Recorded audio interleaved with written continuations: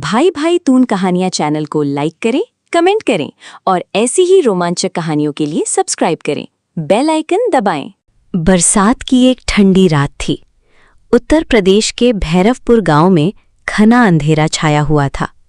हवा इतनी तेज चल रही थी कि पुराने पेड़ों की टहनियां आपस में टकराकर अजीब आवाजें निकाल रही थीं।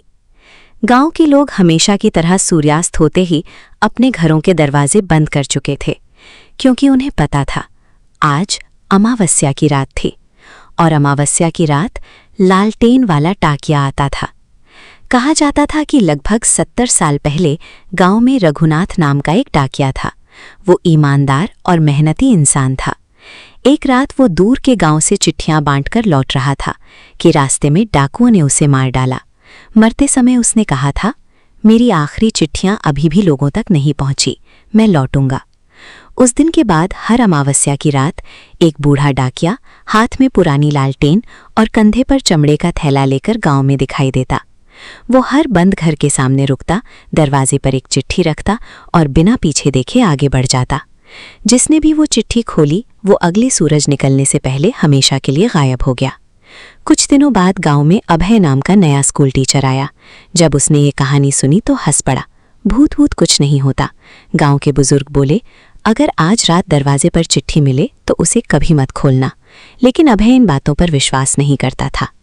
रात के ठीक 12 बजे ठक ठक ठक दरवाजे पर किसी ने 3 बार दस्तक दी। फिर पूरा सन्नाटा। अभय ने धीरे से दरवाजा खोला। बाहर कोई नहीं था, बस जमीन पर एक पीला पुराना लिफाफा रखा था जिस पर लाल स्याही से लिखा था अभय के नाम और नीचे भेजने वाला रघुनाथ डाकिया। अभय मुस्कुराया। किसी की शरारत है। उसने लिफाफा खोल दिया। अंदर केवल एक पंक्ति लिखी थी, मैं सुबह होने से पहले तुम्हें लेने आऊंगा।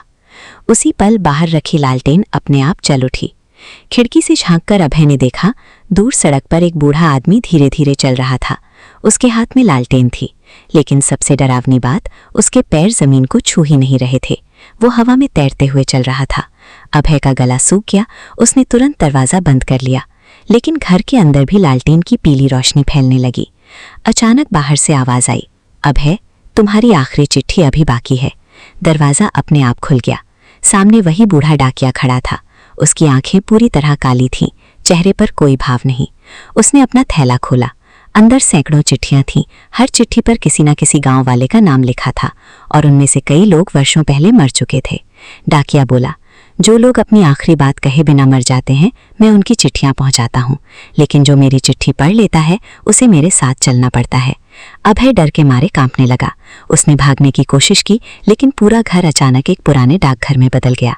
चारों ओर टूटी अलमारियां, हजारों अधूरी चिट्ठियां और दीवारों से आती फुसफुसाहट, हमारी चिट्ठियां पहुंचा दो। डाकिये ने अभय को एक लालटेन थमा दी। अब तुम मेरे साथ चलोगे। सुबह जब गांव वाले उसके घर पहुंचे, दरवाजा खुला था।